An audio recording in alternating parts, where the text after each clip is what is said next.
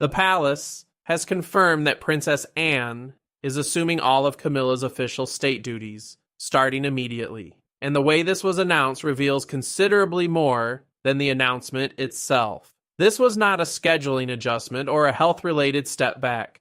It was the direct consequence of something that happened behind closed doors several weeks ago, and the fact that Charles signed off on it personally tells you how serious the underlying breach of trust actually was. Charles read the final order alone, then placed the document flat against his desk without saying a word. That silence matters. The king understood he was not approving a diary change. Official state duties are the core responsibilities performed on behalf of the crown. Ceremonial appearances, patronage visits, diplomatic receptions, and engagements conducted directly beside the sovereign. By approving this transfer, he was not asking his sister to cover a few empty calendar slots. He was handing her an entire role, one that had become identified with his wife over years of public life. Camilla received confirmation from a senior courtier moments before the palace statement was released. She did not argue. She did not raise her voice. She asked, quietly, whether Charles had personally approved every word of the announcement. When the answer came back yes, her expression changed. She was not simply losing engagements. She was discovering that the man beside whom she had fought for decades to earn a place had personally authorized her removal from the very duties that proved she belonged there. Anne was summoned without ceremony and handed a sealed briefing folder. Inside was a revised calendar carrying her name across receptions, memorials, patronage visits, and diplomatic meetings. The palace described the move as an emergency restructuring to prevent any gap in royal service. But the preparation the document revealed told a different story. This decision had been building for some time before Camilla was told anything. One line in the briefing carried particular weight. The transfer would remain in force until the sovereign determined otherwise. In plain terms, Charles alone would decide whether his wife ever reclaimed those duties. Anne read that sentence twice, then turned to the first engagement listed under her name. It was a major state reception that Camilla had spent months preparing, including a welcome speech she had written herself. Anne closed the folder. She felt no victory in any of it. She felt the pressure of stepping into another woman's place, while her brother's marriage strained under his own signature. For the public, Princess Anne and Camilla had always occupied different corners of royal life. One was known for relentless, unadorned duty, the other for standing beside the king through decades of public controversy. Behind the formal appearances, though, a more delicate balance had existed between them. That balance had now broken, and the duties being transferred were not simply appointments on a calendar. They carried status, trust, and proximity to the crown. Anne studied the revised schedule at her private desk and felt no sense of triumph. She had built her reputation through discipline, punctuality, and consistent service without complaint, becoming the person the palace trusted whenever stability needed shoring up. This assignment was different. She was not filling an empty place. She was stepping into duties that had formed part of Camilla's public identity, and every successful appearance on her part would look, to some, like evidence that the queen consort had been replaced, and replaced well. Camilla opened the reception folder and slowly removed the handwritten speech she had prepared weeks earlier. She had written each line with Charles in mind, believing the event would confirm her standing after years of criticism. A state role means representing the crown at official ceremonies and diplomatic engagements on behalf of the monarchy. Losing that role meant losing more than a schedule. It meant watching the most visible symbol of her acceptance passed into someone else's hands. A senior aide informed Anne that several household staff members had already been reassigned to support her expanded workload. That detail confirmed the restructuring reached far beyond one reception. The palace was not preparing a temporary substitute. It was building a new working center around Anne. Camilla discovered the deeper dimension of the loss shortly after. Access to selected diplomatic briefing papers had been suspended, cutting her off from confidential material prepared for meetings with foreign representatives. She looked at the empty space where the files normally rested and understood the message immediately. Charles had not only removed her from public appearances, he had placed distance between her and the private machinery of royal power itself. Camilla refused a meeting with her brother until Charles explained what specific incident had prompted him to act so suddenly. Her refusal forced the palace to look backward to a single ceremony 3 weeks earlier where a private disagreement had become the point of no return. Anne had noticed the revised seating card only minutes before the Commonwealth service of renewal was due to begin. She had been moved behind 2 less senior representatives and removed from the position beside her brother during the central presentation. The order of precedence is the official ranking that determines where each royal figure stands during formal events. Changing it is never a minor detail. It affects status, visible authority, and the message every diplomat in the room receives. Anne approached Camilla privately before the ceremony started, keeping her voice low, and asked whether the change had been deliberate. Camilla did not deny it. She replied that the monarchy must reflect the king's household first. The meaning was plain enough. Anne's closeness to Charles had been read as a threat, and her position had been adjusted accordingly. The decision carried more risk than Camilla had acknowledged to herself. The approved arrangement had placed Anne beside the king because she was leading the presentation of a new Commonwealth initiative. Moving her weakened the structure of the entire event, but Anne said nothing publicly. She returned to her assigned place, completed every duty, and protected the dignity of the ceremony while absorbing the humiliation in silence. Charles learned the full truth only after the final guest had left. A senior courtier placed the original approved plan beside the altered version and explained that his authority had been used to approve a change he had never seen. The king looked at both documents and understood what had happened. His name had not been borrowed to solve a practical problem. It had been used to settle a private struggle over rank. A documented email showed that Camilla's office had received a clear instruction hours before the ceremony that the order must not be altered. She had received it, understood it, and proceeded anyway.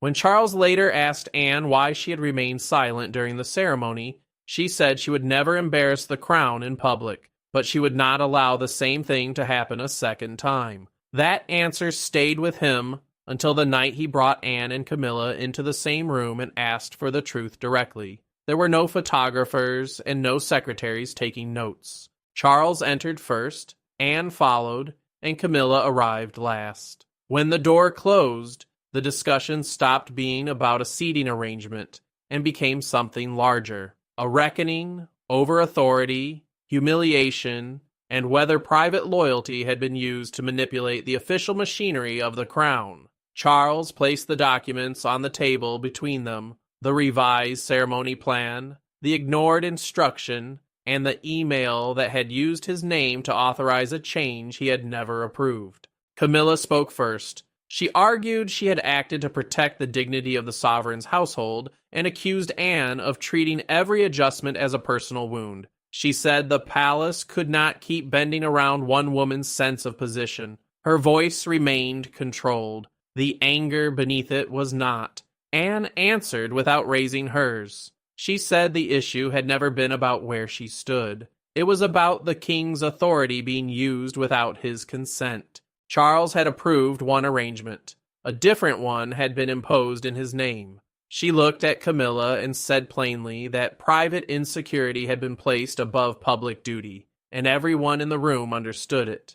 Charles asked the question neither woman could sidestep. Had Camilla known the revised order had already been rejected when she proceeded with it? Silence. Then Camilla admitted she had seen the instruction but believed Charles would support her decision once the event was over. She had not misread the instruction. She had chosen to disregard it. Charles set his glasses down beside the papers. He told them that an emergency transfer of duties had already been drafted. Camilla's expression shifted immediately. This meeting was not a warning.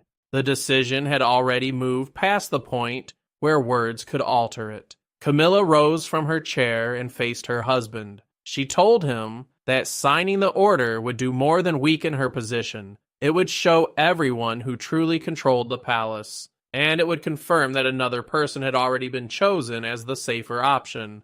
Her final words raised a harder question. Was Charles acting on his own judgment, or had the machinery around him already settled on Anne as the answer before he had finished reading the evidence? Royal authority rarely moves through a single dramatic command. It moves through calendars, private secretaries, legal language, security briefings, and the quiet agreement of people who understand what cannot be allowed to break down. Charles may have signed the order, but the groundwork behind it had been laid across several days, and Anne's name had appeared consistently as the only answer that generated broad agreement. The king's advisors worked through the full extent of the exposure: patronages, foreign visits, investitures, military ceremonies, and engagements already committed in the royal calendar. An investiture is a formal occasion at which the sovereign or another senior royal presents honors to members of the public. Canceling those duties without a credible plan would create embarrassment at home and uncertainty among foreign delegations. A gradual replacement was not viable. The palace needed someone who could step forward without hesitation. Anne offered that certainty. Her workload was already demanding, her grasp of constitutional boundaries was solid, and she had avoided the personal controversies that could turn any appearance into an occasion for comment. Her discipline made her the strongest available answer, but that same strength created its own complication. The more dependable she appeared, the more Camilla's removal would look considered, permanent, and deliberately personal. William received the briefing privately and chose his words with care. He told his father that Anne could steady the institution, protect the schedule, and reassure the foreign guests whose confidence in the monarchy's continuity mattered. Then he added the warning Charles had been trying to avoid. The decision might protect the institution's public face, but it could permanently damage his marriage. The future king understood what royal stability sometimes demanded. He also knew some things do not repair when the announcement ends. Charles said something his advisors had not expected. He admitted he felt he had failed both women. He had failed Camilla by allowing fear and insecurity between them to grow without confronting it. He had failed Anne by asking her to absorb quiet humiliations in the name of keeping family peace. The silence he had maintained had not held anything together. It had simply allowed the fracture to deepen until it became impossible to conceal. The advisors then presented documented concerns from several foreign delegations. Their written accounts described last-minute changes to guest arrangements and instructions from Camilla's office that conflicted with plans that had already been approved. The ceremony dispute had not been an isolated incident. It had exposed a pattern that had been building for some time. Anne agreed to take on the duties, but only after one condition. No statement could suggest she had sought, requested, or campaigned for the role. She would accept responsibility. She would not accept the appearance of having won something. Before dawn, the revised roster was circulated. By the time the working day began, Camilla was watching her official calendar dismantle around her, one engagement at a time. Appointments that had carried her name for months were replaced by Anne's. Speeches were reassigned, briefings removed, and familiar staff redirected. For the first time, since she had become central to royal public life, Camilla was observing the monarchy continue without requiring her to be part of it. She sat with her private secretary as briefing books, transport arrangements, speech drafts, and guest lists were carried out of her office. Briefing books are the official files that contain schedules, background notes, and guidance for royal engagements. Without them, She no longer held the information needed to represent the crown. That loss made the transfer real in a way the announcement had not. Camilla ran her finger across the crossed-out appointments. A hospital visit, a diplomatic lunch, a military commemoration, the state reception. Each had mattered because it connected her to a public role she had spent years earning. She had endured sustained hostility to arrive at the center of royal life. One morning had removed the evidence that the effort had meant anything permanent. She asked whether any official duty remained under her control. Her private secretary paused before explaining that she could continue supporting personal charitable causes but not appear on behalf of the monarchy. She could care, write, and offer support privately. She could no longer speak with the authority of the crown behind her. The fracture extended into her own office. One long-serving aide refused the transfer to Anne's team and resigned, saying loyalty was not a diary entry that could be reassigned. Another accepted the move without protest. Camilla heard both decisions and understood what they revealed. Even the people closest to her were navigating between personal attachment and institutional reality. Charles sent a handwritten note asking her to meet him before Anne's first major appearance. He wrote it himself rather than sending a formal summons, hoping something personal might still reach her. Camilla read it and left it unanswered beside the removed state files. Her silence was not calm. It was the only form of control she felt she still had. When Anne learned the note had not been answered, she made a decision of her own. Before she appeared in Camilla's place at any public event, she would seek the conversation that everyone else had been too careful to arrange. She crossed the palace alone, without aides or announcement, and asked to see Camilla. No official record was kept of what followed. Camilla had agreed only after confirming Charles would not be present. Without the king in the room, there was no institutional buffer between them. Neither woman could position herself behind duty or procedure. Anne spoke first. She told Camilla she had never pursued a transfer of responsibilities and did not regard the outcome as a personal success. Every engagement she now accepted would carry the weight of another woman's loss. She had not refused the role because the palace's credibility abroad could not absorb the gap that empty chair after empty chair would create. That was the only reason she had said yes. Camilla listened, and then acknowledged something she had not said in front of Charles. The altered ceremony order had come from insecurity. Anne, standing inside the palace, appeared to require no effort. Camilla's own place had been built through years of resistance and criticism, and every time Anne stood close to Charles, the comparison landed somewhere painful. One woman seemed naturally trusted. The other was still working to feel that she belonged. Anne did not soften the facts of what had happened, but she offered something Camilla had not expected. She told her the transfer had been structured as a formal arrangement subject to review after 3 months, meaning Charles would reconsider whether it should continue once the immediate crisis had stabilized. Anne had not requested the duties on a permanent basis, and she had no interest in turning a temporary necessity into a lasting exclusion. Camilla opened the reception folder and took out the unfinished speech. She handed it to Anne and asked that the opening tribute remain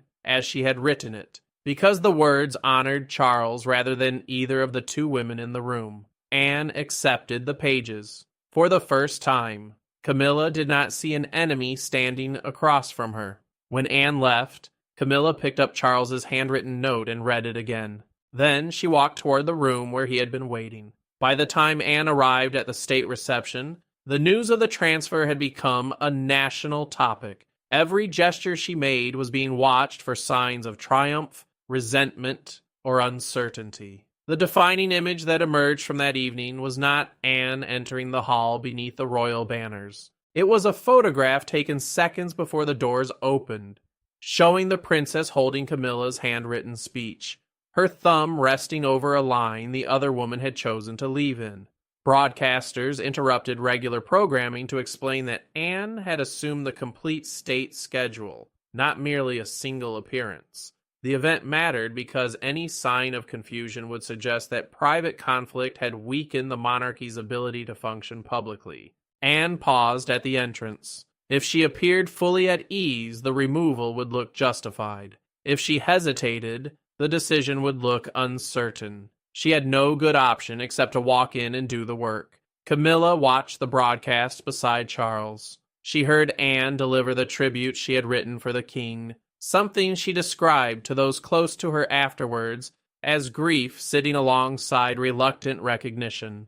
Her words were still serving the crown, even though she no longer had the authority to speak them in person. The photograph spread before the reception had finished. A newspaper ran it across the front page with the line, "The duty passes, but the words remain." That image shifted something in the public response. Anne was no longer being read as a replacement. She was being read as someone carrying responsibility while protecting the dignity of the woman who had lost it. Outside Buckingham Palace, people gathered. One woman held a handwritten sign that read, "Service without revenge." The phrase found its way into broadcasts and comment sections and the following morning's editorial columns. The public had found a way to frame what it had seen, not the fall of Camilla, but Anne's decision not to turn that fall into anything worse than it already was. Charles received a message after the reception. Camilla was ready to meet him. They sat opposite each other without advisors and without any prepared statement waiting to be issued when they were finished. The duties would not be returning to Camilla, and both of them understood that before the conversation began. What the conversation changed was the meaning attached to that fact. Charles told her, without the shelter of formal language, that Anne would retain every transferred state duty for the foreseeable future. Returning those responsibilities quickly would weaken the decision and suggest that the crown's authority could be ignored without lasting consequence. Camilla listened until he finished. She acknowledged that losing the schedule felt like losing the final proof that the years of struggle had been worth something. He did not dismiss that. He also did not reverse the order. He admitted his own share of the failure. His silence had allowed the tension between Camilla and Anne to deepen until every small adjustment carried the accumulated weight of a rivalry neither of them had named clearly enough to address. He had maintained a surface peace, while the trust beneath it wore away. That evening, Anne received a handwritten message from Camilla. 2 sentences. She asked Anne to protect the charitable causes attached to the transferred role and said she would not interfere again. No demand, no attempt at recovery. It was the first indication that something had shifted from resistance toward a kind of acceptance. Anne kept the charitable commitments within the revised schedule. She made no public statement about the message or what it represented. She simply did what she had always done, which was to attend to the work in front of her and leave the interpretation to anyone watching. The transfer became the clearest signal of how Charles intended the monarchy to function going forward. Affection could shape private life. Official trust had to be earned and kept, and it could not be borrowed without consent. When Anne stepped into the role and Camilla stepped back, the institution did not produce a winner. It produced a way forward, carried by 3 people who had been wounded by the same sequence of events and who had found, in the end, that duty without accountability was only ceremony, while duty with it could still hold something together. The broader question the situation leaves behind is what it means for the role of Queen Consort going forward, not just for Camilla specifically, but for the position itself. A consort's authority within the royal household has always been a matter of practice as much as of formal rule. There is no fixed statute that defines exactly what a queen consort can and cannot approve, which ceremonial arrangements fall within her jurisdiction and which require the sovereign's direct sign-off, or how far her private office can extend its reach before it begins to operate as a parallel center of authority. That ambiguity has served well enough across most reigns, because the consort's interests and the sovereign's interests have generally aligned closely enough that the gaps in formal definition have not needed to be tested. What the ceremony dispute exposed was that when those interests diverge, the ambiguity becomes a problem. Camilla had operated within a space that the formal rules had never clearly drawn, and when she made a decision that Charles had already rejected, the palace had no readily available mechanism to correct it without escalating the matter to the level of a formal institutional response. The transfer of duties was that response. It was the only tool available that was both credible and immediate, and it worked precisely because Anne standing inside the household was not in dispute. That raises a more forward-looking question about succession. William will be king, Catherine will be queen consort. The institutional space that the current situation has thrown into such sharp relief, the question of where a consort's authority begins and ends, will not resolve itself simply because the personnel change. It will need clearer definition, written into the working arrangements that govern how the household operates, if the same kind of ambiguity is not to generate the same kind of problem again in a future reign. Sources familiar with the internal discussions describe a working group within the palace that has been tasked with reviewing the formal scope of consort authority in light of what the ceremony dispute revealed. The work is not being done publicly, and no conclusions have been announced, but the fact that it is happening at all suggests the institution has understood that the events of the past few weeks were not simply a personal conflict between two women with a complicated history. They were an institutional failure that a clearer framework could have prevented. Anne herself has said nothing publicly about any of this. She has attended her engagements, delivered the addresses on her schedule, and managed the diplomatic and ceremonial responsibilities now listed under her name with the same efficiency she has brought to every assignment she has taken on in 50 years of royal service. She has not given interviews characterizing what happened, has not allowed her position to be described through press intermediaries, and has not accepted any public framing that positions her as a victor in what was and remains a painful situation for several people she cares about. Camilla has continued to appear at private family occasions and has maintained the charitable relationships she had built across her years at the center of royal life. Her public profile has contracted, but it has not disappeared. The distinction the palace drew between her continuing personal role and her suspended institutional one has held in practice, even if it has produced a daily reality for her that looks very different from what she had understood her position to be. Charles has said as little as possible about any of it, which is the approach he almost always takes when the matter involves the people closest to him and the institution he is responsible for protecting simultaneously. His signature on the transfer order was the loudest statement he was willing to make. Everything since has been silence, or the kind of private conversation that does not find its way into any record. What remains, when you trace the full sequence from the ceremony to the announcement to the reception to the quiet messages that pass between Anne and Camilla and back again, is something more complicated than a straightforward story about power. It is a story about the cost of not saying things clearly enough, early enough, to the people who needed to hear them, about how institutions manage the gap between private relationships and public authority, and about what happens when someone who has spent years building a place inside an institution discovers that the place was built on foundations that were never as secure as they appeared to be. That is not a story unique to this family, but it is a story this family is telling in public,